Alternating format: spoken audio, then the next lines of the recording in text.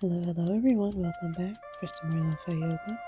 And today I'm going to be adding another addition to my Read With Me series. So if you were hoping for something else, sorry. Anyway, today I'm going to be reading This Impossible Brightness by Jessica Bryant Klagmann. And I enjoy this story. I'm not finished with the book yet, but I've been using it as a palette cleanser in between a different book, and it's very beautifully written. I hope that I can do it justice with my reading today. But anyway, let's get into it. She could smell the smoke from the bonfire before they reached the beach. The flames grew as she and her cousins returned from the mountain, a little tired and shaken by Theo's almost fall. The people of Violet gathered on the sand. It was a tradition in Violet to honor the story, year after year, of the ship that wrecked off their coast and brought an unexpected change of course to their history, of the brave girl who chose to act and saved them all. Blankets and coolers were pulled out and people began cooking. They hauled giant pots of stew down the stairs, serving it in wooden bowls on top of mashed potatoes. They brought platters of beer-battered fish and an enormous number of croissants. Theo's girlfriend Lucy, who owned the bakery, had laid a table with shortbread and jam cookies piled next to whiskey apple cakes and bread pudding and scones. Bee sat cross-legged on a checkered blanket. She held a mug with both hands in her lap. Theo walked over and wrapped an arm around Lucy, who stood in a circle with three others. She had her sweatshirt sleeves rolled up to her elbows, flowers smeared across the front. Emerson had run home to get his camera, and soon he would be setting up somewhere, trying to find the perfect angle to take videos of the festivities. Most of the town's residents were on the beach, and though Alma would normally have done all she could to avoid such a crowd, no matter how much she liked everyone in it, she knew without asking that this event wasn't optional. Alma put her blanket down near Bee, and Jupiter lay on one corner of it. "I've been waiting for this big, beautiful creature," Bee said, leaning forward to run her hand over Jupiter's back. "So lovely to see you too, sweetheart. Oh, he reminds me of this big retriever we used to have, Clementine. My gosh, did she know how to comfort a troubled soul. She'd come in from the backyard if I was crying. Like somehow she just knew. When Hubert died, she didn't leave my side for weeks." Bee grabbed hold of Jupiter's ear affectionately and said, as if talking to a baby, "I bet you're there for her now, aren't you? You were sent down from the stars, I'm sure." Alma felt her chest cave at the way Bee could acknowledge her sadness without directly asking her about it. "Oh, you have no idea," she said, not wanting to admit out loud yet that she would soon have to face losing Jupiter too. It was too hard to talk about any of it. She took a sip of her drink, gin with muddled blueberries, the intense sweetness washing down the ache that had lodged in her throat, and said, "I don't know if I should thank you or apologize for my being here. I know you like solitude as much as I do." Alma hadn't seen Bee in many years, but her aunt hadn't changed much. She still wore oversized, thickly knit sweaters with collared shirts beneath them, sleeves pushed up to her elbows, and long skirts. She still braided, then twisted her hair into a bun at the very top of her head. It was whiter now than it had been years ago, but otherwise exactly as Alma remembered. Bee's eyes looked tired despite her speaking with liveliness and gesturing with her hands to make her points. "This isn't the most popular place to be right now," Bee said with a wave that encompassed the entirety of the town and the beach and the ocean. "So don't worry. You were always more like us than anyone else. Hubert said that all the time, when we travel all those miles to see the family. It was always great for a time, all the excitement of being with family, but then, you go back home and find that things are quiet again." They were silent for a little while, Alma sipping her gin until her legs began to tingle, and she was able to think of something to say. It felt late, as usual, like the moment had passed, but she said it anyway. "Whenever the family would get together, I always secretly wanted to run away with you and Uncle Hubert. Isn't that horrible?" That's just your nature. So what? You're quiet and sensitive. It doesn't mean there's something wrong with you. It doesn't make you a bad person. Hell, it doesn't even make you all that unique. It's so quiet here. Not that there isn't noise. It's just different. I don't know, the atmosphere. Being told she was too sensitive since she was a child had certainly left the impression that something was wrong with her, and that she was extremely different. I always wonder, isn't being a good listener worth anything? Can't you do something good for the world without standing in a crowd or shouting from a podium? Do you know who invented the foghorn? Bee asked. Alma shook her head. Not many people do. Bee leaned forward to pull her long skirt over her ankles. His name was Robert Foley, and he never patented the foghorn or made any profit from it. Ships were colliding because of the fog, and there wasn't anything, bells, alarms, what have you, loud enough. He realized it was a simple matter of physics. The lower the frequency of a note, the farther the sound carries. He got nothing out of this discovery, of course, but it was life-saving. Well, it's not exactly the quietest invention. Anyway, I hear you. You'll find it one of these days, Bee said. It's probably not going to be that grand-scale, amazing kind of thing that most of the people out there notice right away. She motioned to the dark sea and whatever was out there beyond it. You're not going to be famous for it, but it will matter to someone, somewhere, either in this lifetime or another. There's a place for quiet people in this world. This seems like a pretty good one, even if it is slipping away. Does anyone ever talk about leaving? Oh, sure, and they will someday, once the water gets too high or the storms cause too much destruction. But we're a community of endurance here. We're all tied to this place somehow, whether it's the land or the history. The radio waves, they're like the moisture in the air. They seep into your clothing and hair, and they stick. They hold on to you. Have you had the dreams yet? No, Alma said, because she had dreams, lots of them, but not the kind Bee was talking about. Not the kind stitched together by radio waves and the voices of past broadcasts. You will. Here, Bee said, pulling her sweater down over her shoulder to reveal a cursive sentence tattooed on her arm. I don't show this to everyone, but have a look. In the flickering orange light of the fire, Alma read the words, Rien n'est éternel. Bee traced her finger over the tattoo and said, It means nothing lasts forever. The night that Hubert didn't come home, I dreamed about it. It was repeating over and over, and when I woke up, the words faded, but I could still hear them, like someone was whispering them to me from heck knows where. Hubert was Alma's father's brother, a quiet giant of a man who built canoes for a living. Alma's chest hurt with the pain that Bee must have felt when she lost him, knowing that same pain too well herself. For a moment, her throat choked with an almost cry, but she managed to stop it, then tried to find the words to say that Hubert was the best guy she'd known, even though she hadn't spent much time with him. Still, more than enough of her childhood days had been passed lying on her back in the canoe he built for her parents, daydreaming about Alex. See that guy over there? Bee pointed across the beach to a man sitting alone near the waterfall. A raven hopped in the sand in front of him. They were both silhouettes against a cornflower sky. That's Orrin Ainsley, she said. It's his work. His father was a pretty well-known painter, lived up the coast a ways. Orrin's done tattoos for more than half the people in town at this point. All something that came in their dreams. This place's history goes beyond the fate of one ship. My own grandmother was on that boat, you know. But there's so much more.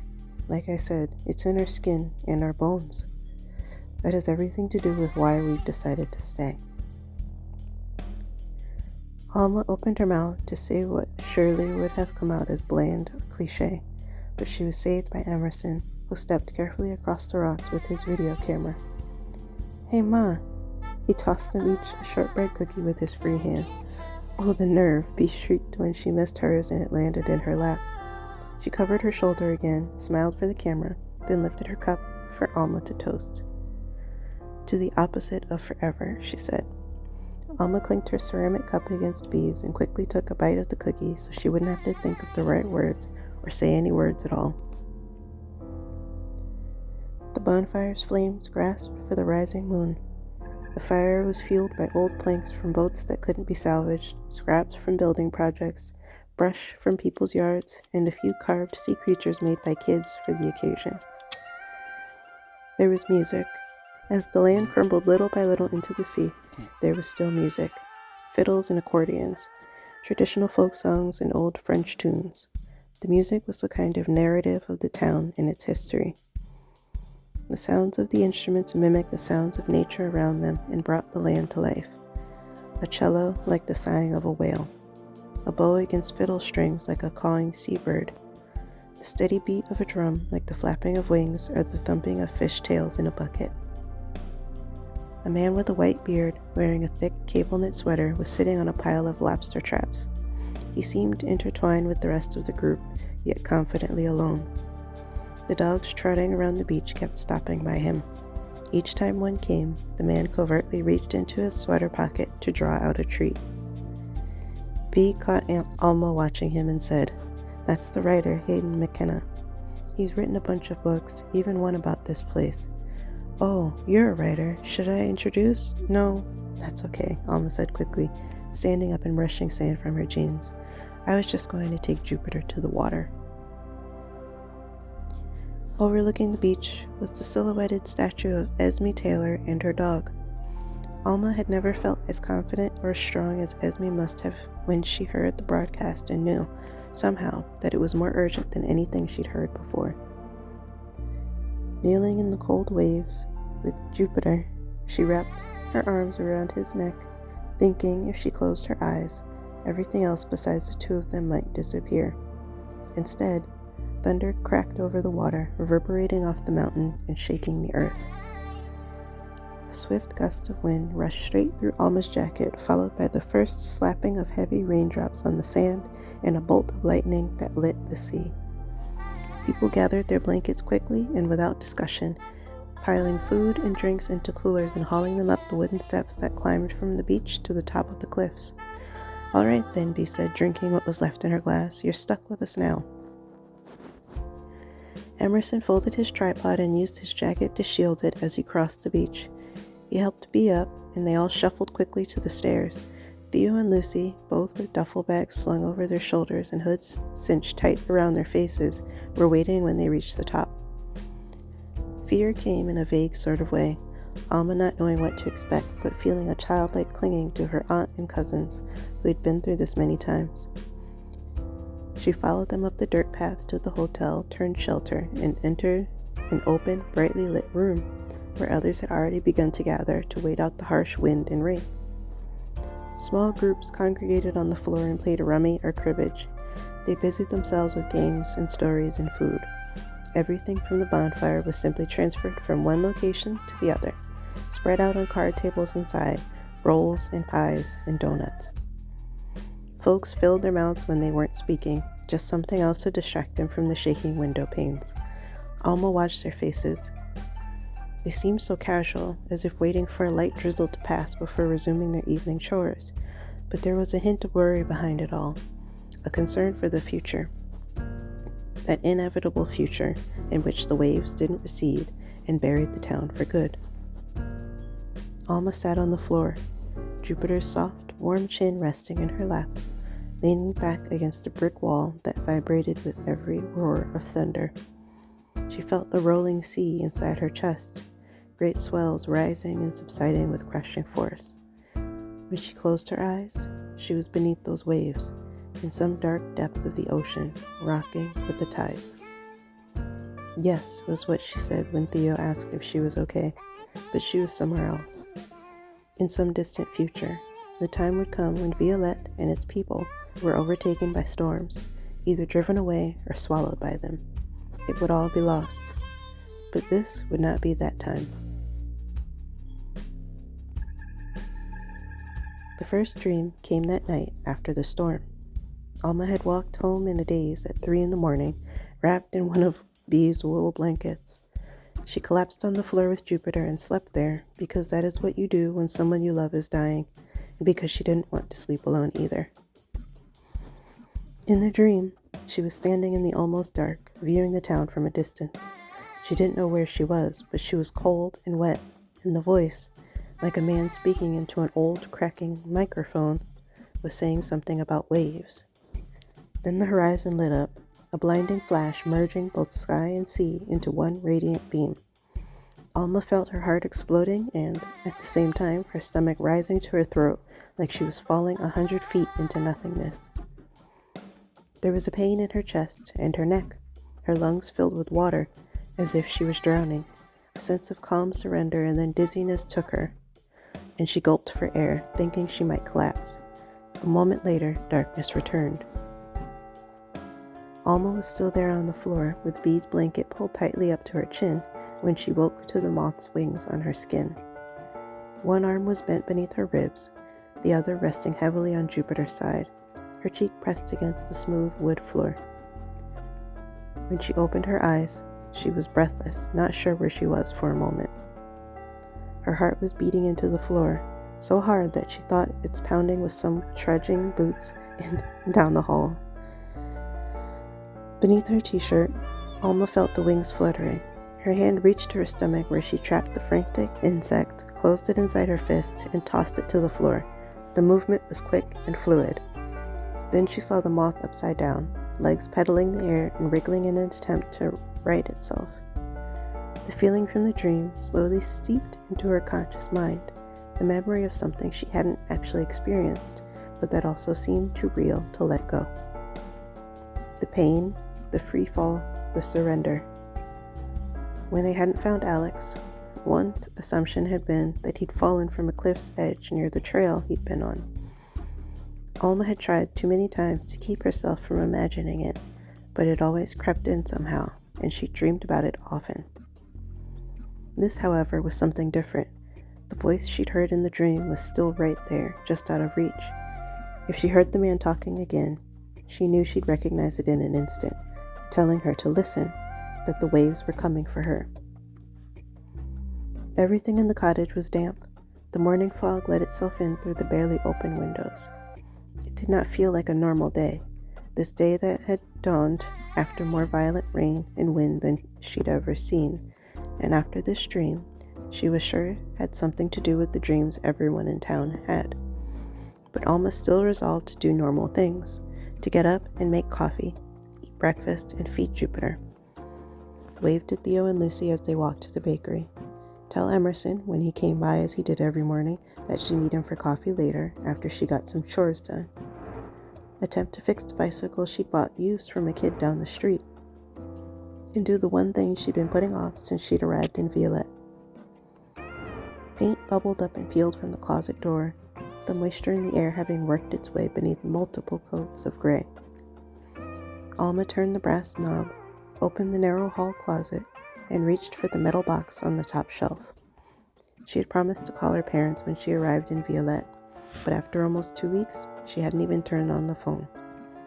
It remained inside the dark box, inside the dark closet, while Alma pondered how to explain once again the circumstances of where she was living and why.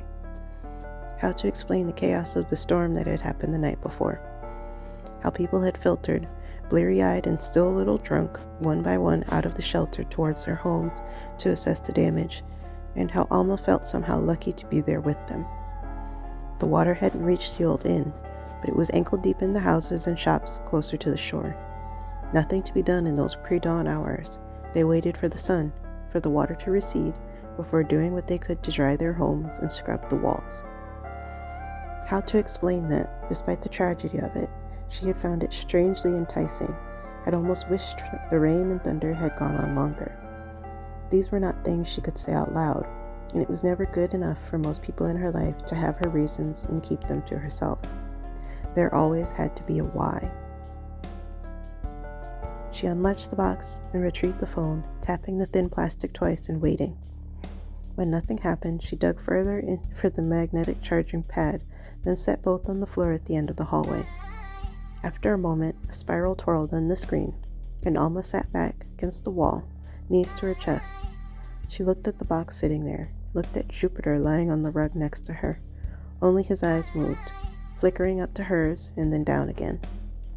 "We don't have time now," she said, even though all she wanted was to reread one of the postcards or hold Alex's compass in her palm, feeling its magnetism. "We have other things to accomplish." The dog stretched out on the rug as if to assure her he had all the time in the world to wait for her to complete these imaginary things. Alma drummed her fingers on the floor, then on her own thighs. She let her gaze wander left toward the kitchen and wondered if she should make more coffee. Then her eyes rolled over to the right, where a stack of books sat on a brown armchair. She could have chosen any number of distractions from sitting in a hallway and waiting for technology to pipe up, but she was always going to choose this. "Fine, if you insist," she told Jupiter, reaching for the first thing her hand touched in the box.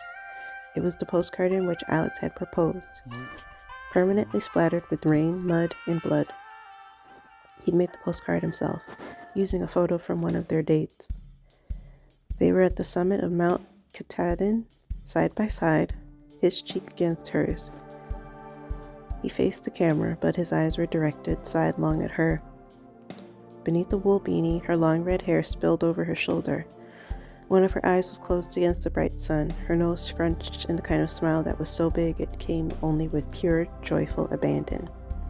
The photo was awkward and imperfect, and it was Alex's favorite.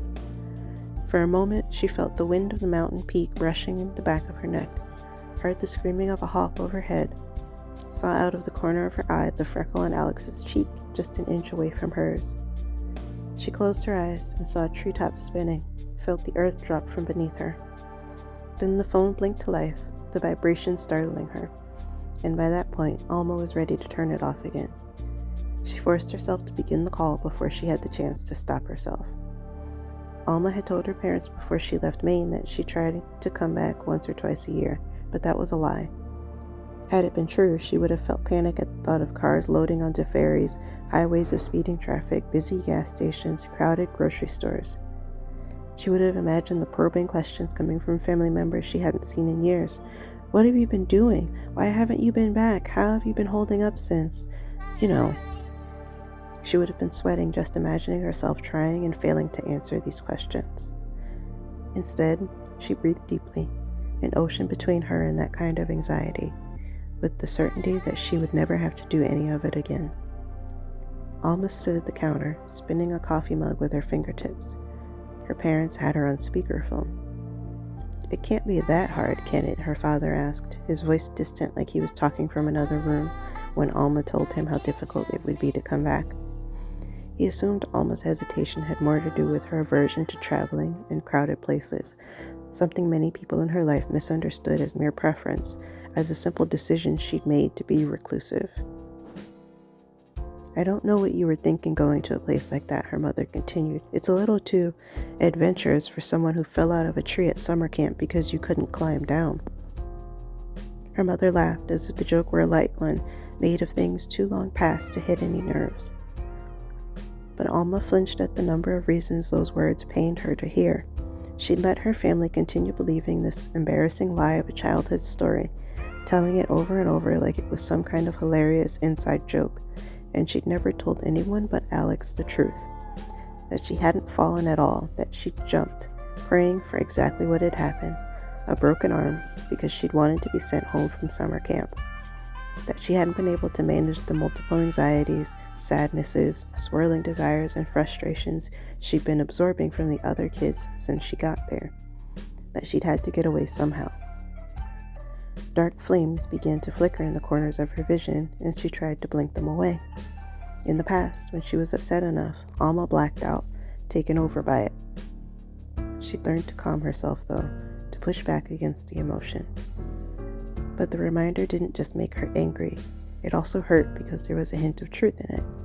She desperately wanted to be adventurous, to know the natural world that Alex had known so well. But lately, there always seemed to be some distance between her and the wild. When she looked at trees now, she didn't find solace. She found memories of disturbing moments, endless trails to be lost on, and the assurance that whether she was there or not didn't matter. They would just keep swaying, and the world would go on without her. She turned to the refrigerator, holding onto the door handle for a moment to shake off the anger, the hurt, the troubling visions. As she opened the refrigerator and reached in for the milk, a melodic voice spoke through the cold air. The fairies turned the people into trees. Across a great expanse, the bees. The rest of the poem trailed off. Her parents didn't seem to hear. Alma sucked a slow stream of air into her chest and said, simply, on the out-breath, "There's more here than it sounds like. Bee and Theo and Emerson are taking good care of me too, so I'm fine. Do you remember that trip we took to that woman's home? She was a writer. What was her name? And she lived on an island too. We had to take a boat. Where was that? I'm drawing a blank on all of the names. Isle of Shoals," her father called from wherever he was. Alma smiled, remembering the day trip with her family, hopping off the small charter boat and wandering the dirt trails of Appledore Island, the historic home of the writer Celia Thaxter. The old hotel, the cemetery, the garden bursting with red poppies and purple foxglove. It was the kind of day she liked to recall, that reminded her she'd had a childhood to be nostalgic about.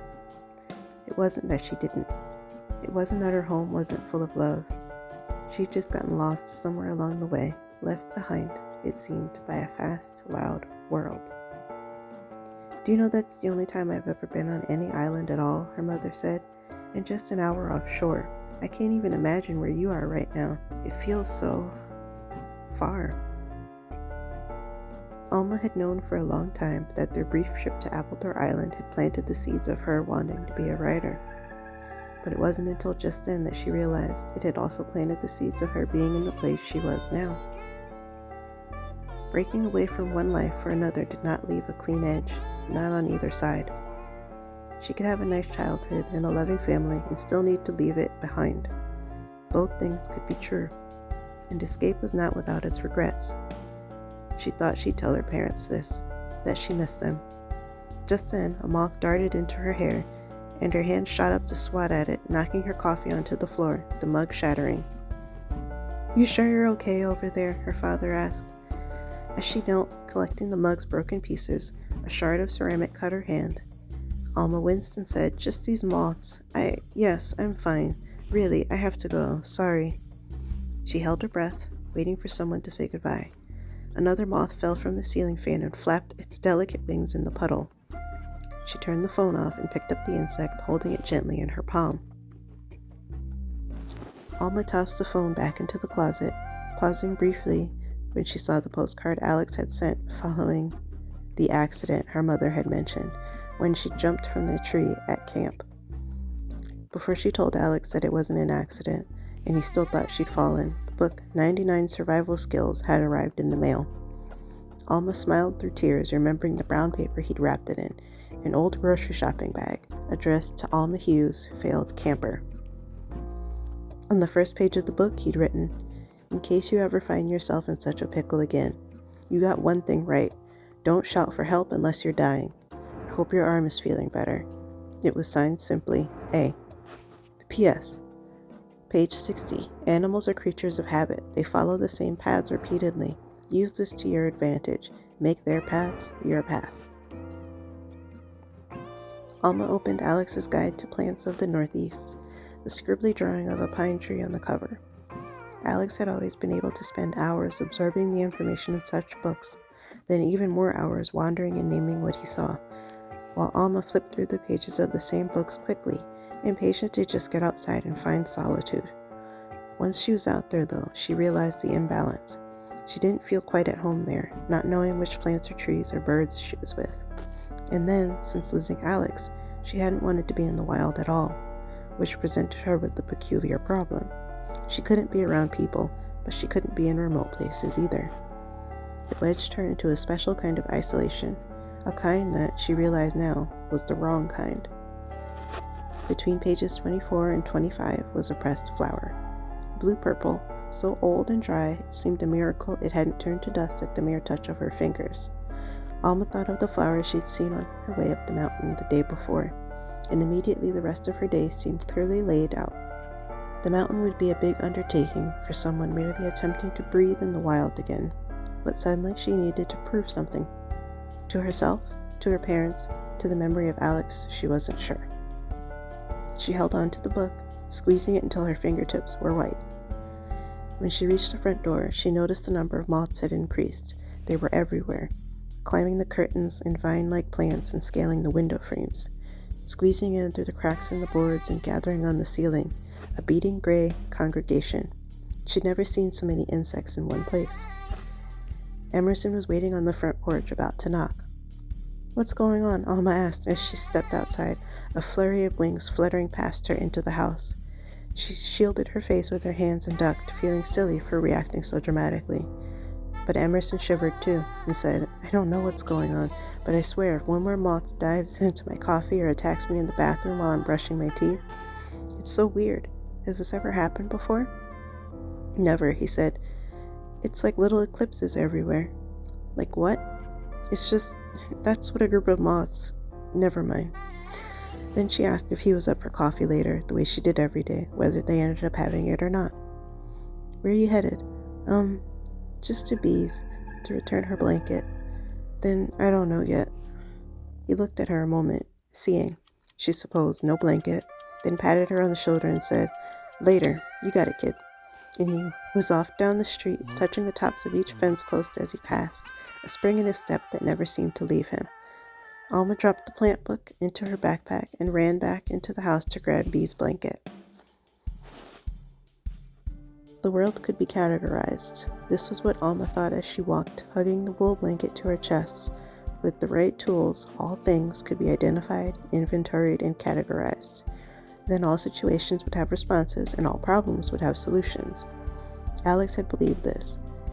There was a strange sense of comfort that came from having this plant book with her, as if the simple indexing of the natural world could make it more manageable, less threatening. Alma passed Lucy, Theo's girlfriend, on the road. She was dragging her kayak down to the water, forehead cinched in determination. Alma waved and Lucy smiled momentarily, shaking her blonde hair from her eyes. Then the look returned and she continued marching by. Every other damn month. Lucy said, "Hey, Alma." Lucy stomped down the path toward the ocean, grunting each time she heaved the kayak along. When Alma entered her aunt's cottage, Bee was standing on a stool in the corner of her living room, one hand gripping a handheld vacuum cleaner. "A few years ago it was ladybugs," Bee said, holding her long white hair back and sucking a moth from the ceiling.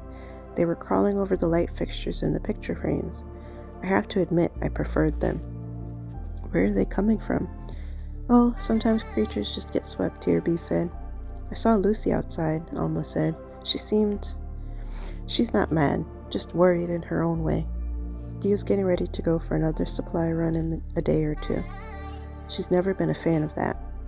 Alma noticed the look in Bee's face, a kind of worry that could not be mistaken for anything else, as she stepped down from the ladder.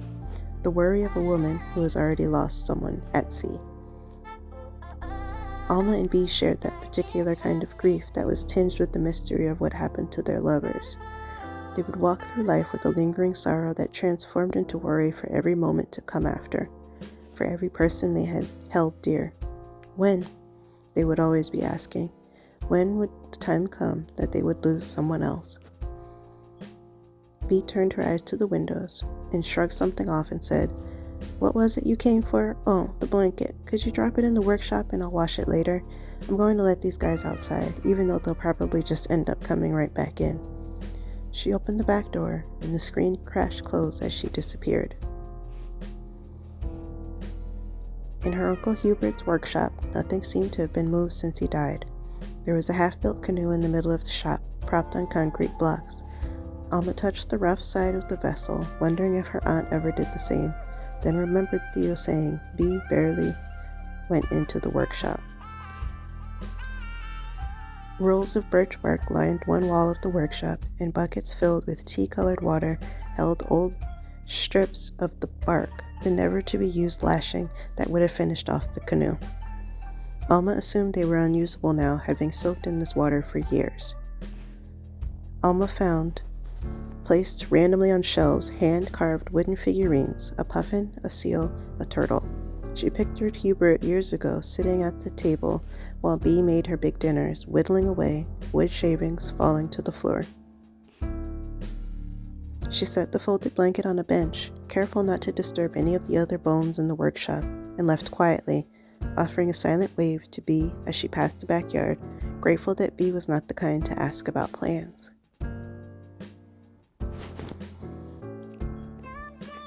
Alright guys, I'm gonna stop there. I could keep reading forever. I love this book. It's so beautifully written, and I can't wait to finish it. Anyway, I hope that you enjoyed that, and I hope, as always, that you are well and that you have a good rest of your day.